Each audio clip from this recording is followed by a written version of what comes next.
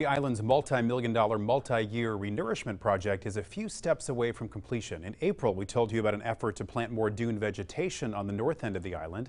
Tonight, WSAV News 3's Kelly Antonacci returned to the area to ask officials how it's working. Tybee Island City Manager Sean Gillen says there are tens of thousands of pieces of dune vegetation all across the island. He says there's a big fine if you walk on them, but there's a reason behind that.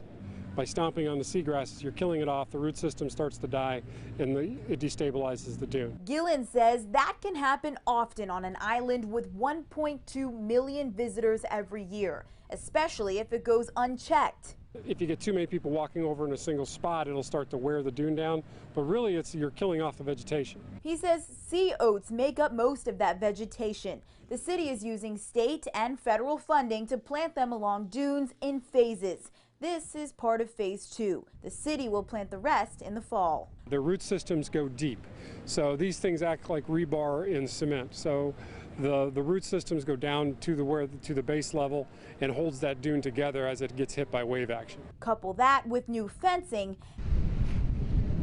and Gillen says storm surge shouldn't be as big of a problem.